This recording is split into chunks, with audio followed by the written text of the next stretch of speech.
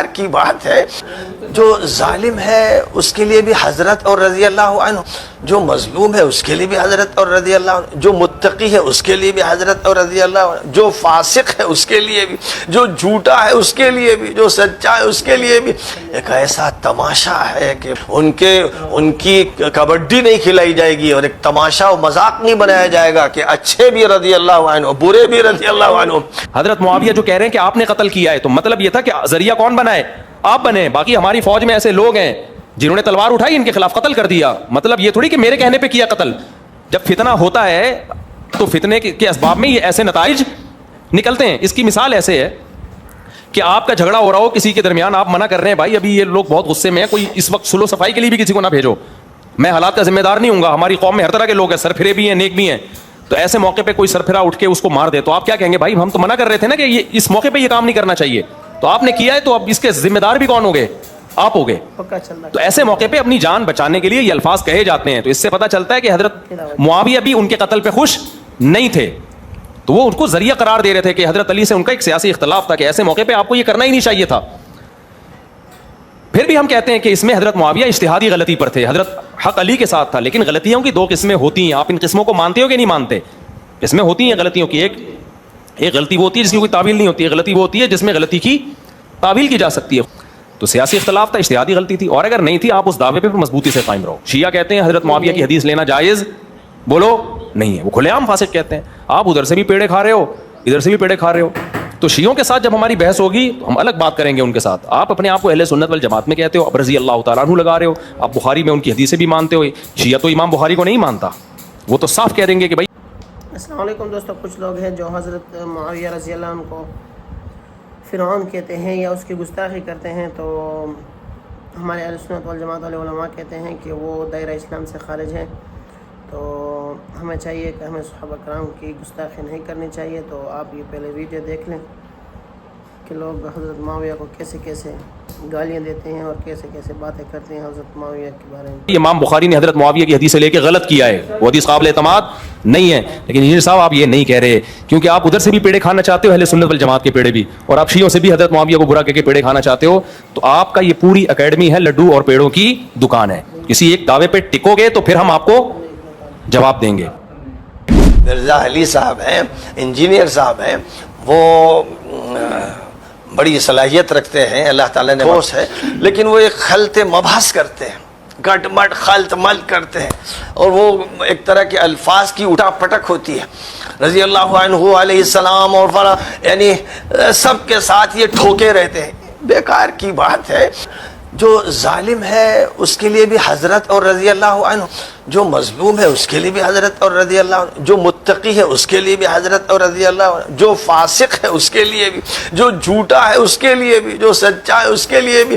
ایک ایسا تماشا ہے کہ ان کی کبڈی نہیں کھلائی جائے گی اور ایک تماشا و مذاق نہیں بنایا جائے گا کہ اچھے بھی رضی اللہ عنہ, برے بھی رضی اللہ عنہ. سبحان اللہ. میں آپ کو بتاؤں, پچھلے اس 10 سال کے اندر مجھے سب سے زیادہ مخالفت جس بات پہ اٹھانی پڑی نا, وہ ایک تھی کہ میں حضرت معاویہ کو رضی اللہ تعالی عنہ کیوں کہتا ہوں. وہ کہتے ہیں بخاری مسلم سے بھی آپ نے آل امیہ کی جرائم کی پوری لسٹ بتا دی ہے, اس کے باوجود آپ جو باقی معاملات ہیں ان کو دیکھتے ہوئے بھی مین بیچ میں جو پرسنالٹی ہیں وہ تو حضرت معاویہ کی, آپ ان کو رضی اللہ تعالیٰ عنہ کیوں کہتے ہیں. تو میرا ایک موقف ہے, آپ اسے دعوت کی حکمت سمجھ لیں, یا آپ یہ سمجھیں کہ میں ایک ریڈ لائن کو کراس نہیں کرنا چاہتا, یا اس سے بڑی بات یہ سمجھ لیں کہ حضرت معاویہ رضی اللہ تعالیٰ عنہ نے اپنے دور ملوکیت کے اندر جن دین کے احکامات کا پاس نہیں کیا, ان میں سے کئی ایک احکامات ہیں جن کا پاس مجھے ہے, جس میں ٹاپ آف دا لسٹ جو شخص نبی علیہ السلام کو ایمان کی حالت میں دیکھتا ہے, انکلوڈنگ حضرت معاویہ, حضرت عمرو بن عاص, حضرت مغیرہ ابن شعبہ اور حضرت بصر بن ابی ارطاح. یہ مینلی 4 بندے ہیں رضی اللہ عنہ اجمعین. تو ان کے ہمیں رسپیکٹ کرنی پڑتی ہے نبی صلی اللہ علیہ وآلہ وسلم کی نسبت کی وجہ سے. کاش یہ لوگ بھی حضرت علی جو خلیفہ راشد تھے ان کی رسپیکٹ ویسا کرتے نبی علیہ السلام کی نسبت کی وجہ سے اور خلیفہ راشد ہونے کی وجہ سے. تو آج امت کو یہ دن نہ دیکھنے پڑتے ہیں۔ سب سے پہلے ہم قرآن مجید سے دلیل لیتے ہیں، سورۃ الحجرات آیت نمبر 9 سے 10 پڑھیے۔ مالک کیا فرماتا ہے؟ وَإِن طَائِفَتَانِ مِنَ الْمُؤْمِنِينَ اقْتَتَلُوا فَأَصْلِحُوا بَيْنَهُمَا، جب مومنوں کے دو گروہ آپس میں لڑ پڑے تو ان کے درمیان صلح کرا دو۔ فَإِن بَغَتْ إِحْدَاهُمَا عَلَى الْأُخْرَى فَقَاتِلُوا الَّتِي تَبْغِي حَتَّى تَفِيءَ إِلَى أَمْرِ اللَّهِ، پھر اگر دونوں گروہوں میں سے ایک گروہ دوسرے پہ زیادتی کرے تو اس زیادتی کرنے والے گروہ سے لڑو یہاں تک کہ وہ اللہ کے حکم کی طرف لوٹ آئے۔ فَإِن فَاءَتْ فَأَصْلِحُوا بَيْنَهُمَا بِالْعَدْلِ وَأَقْسِطُوا إِنَّ اللَّهَ يُحِبُّ الْمُقْسِطِينَ، اگر وہ گروہ پلٹ آئے تو دونوں کے درمیان عدل کے ساتھ صلح کرا دو اور انصاف کرو، یقیناً اللہ انصاف کرنے والوں کو پسند کرتا ہے۔ اس آیت کریمہ میں لڑنے والے اہل اسلام کے دونوں گروہوں کو مؤمنین کا نام دیا گیا۔ مطلب واضح ہے کہ اہل ایمان اگر کسی وجہ سے آپس میں لڑ پڑے تو اس لڑائی کی وجہ سے وہ کافر نہیں ہو جاتے۔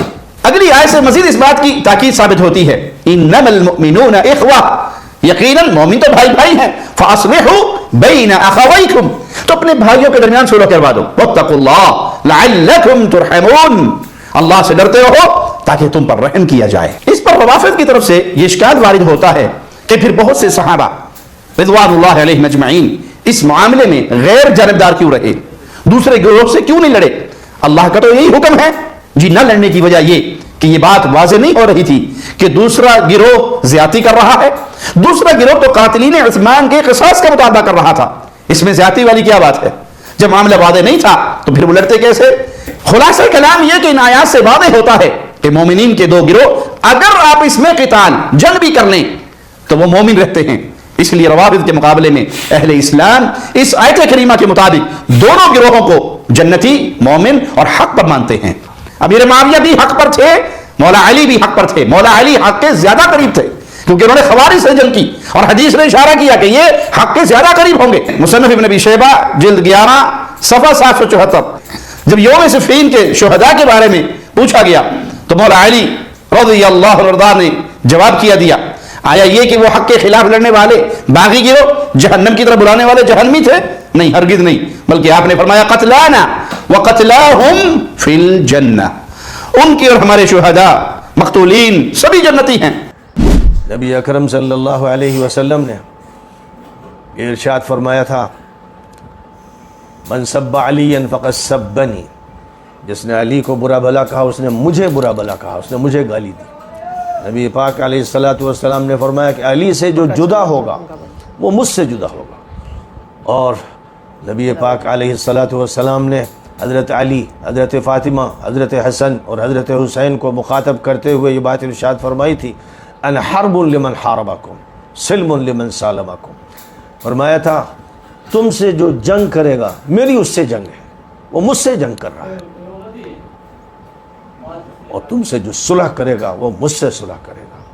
نبی پاک علیہ السلام کا فرمان ہے، حضرت عثمان رضی اللہ عنہ، حضرت ام سلمہ رضی اللہ عنہ، حضرت ابو ایوب انصاری رضی اللہ عنہ، حضرت ابو ہریرہ رضی اللہ عنہ اور دیگر متعدد صحابہ سے مروی ہے، ایک صحابی سے نہیں، متعدد صحابہ سے مروی ہے کہ حضور صلی اللہ علیہ وسلم نے حضرت عمار کے بارے میں فرمایا تھا کہ عمار کو باغی گروہ قتل کرے گا اور ان کا قاتل جہنمی ہوگا، اور جنگ صفین میں معاویہ کے گروہ نے انہیں شہید کیا، اس لیے تمام علماء کا اتفاق ہے کہ معاویہ کا گروہ باغی تھا۔ مزید اسی روایت میں جو بخاری کی روایت ہے اور حدیث کا نمبر 447 ہے بخاری کی روایت، اس میں مزید یہ فرمایا گیا کہ عمار اس گروہ کو جنت کی دعوت دے رہے ہوں گے کہ آجا خلافت راشدہ کی طرف، آجا علی کو تسلیم کر لے، آجا ان سے بیعت کر لے، اور وہ گروہ جہنم کی دعوت دے رہا ہوگا کہ آ جاؤ بغاوت کی طرف، ظلم کی طرف، انارکی کی طرف۔ یہ امام بخاری لکھ رہے ہیں۔ ساری دنیا جانتی ہے وہ یہ کہ حضرت عمار بن یاسر مولا علی اور مرتضیٰ کے لشکر میں تھے اور جنگ صفین میں شریک ہوئے، اور حضرت امیر معاویہ کے گروہ نے ان کو قتل کیا۔ اور حدیث صحیح مسلم میں آقا نے فرمایا تھا تقتلہ الفئۃ الباغیہ، ایک باغی گروہ عمار بن یاسر کو قتل کرے گا، وہ جنت میں جائے گا۔ جس گروہ کو میرے آقا نے باغی کہا، کیوں کہا؟ کہ وہ خلیفہ راشد کے خلاف خروج میں نکلے تھے، خروج کیا تھا۔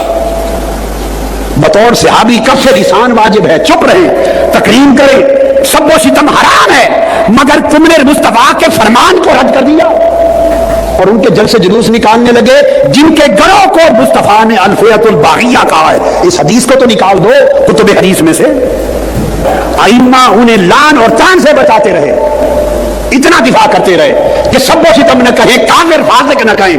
ائمہ دین انہیں یہ بات کہہ کر بچاتے رہے. آپ نے ان کے جھنڈے اٹھا دیے. آپ کا ایجنڈا کیا ہے, کرنا کیا چاہتے ہیں؟ ویسے تو ہمیں بچپن سے کورسز کے اندر کتابوں میں اسلامیات کی پڑھایا جاتا ہے کہ اسلام کے پہلے شہید کون ہے؟ حضرت یاسر اور ان کی بیوی سیدہ سمیہ. مردوں میں حضرت یاسر اور عورتوں میں ان کی بیوی سیدہ سمیہ. اور یہ دونوں ماں باپ کس کے ہیں؟ عمار ابن یاسر کے.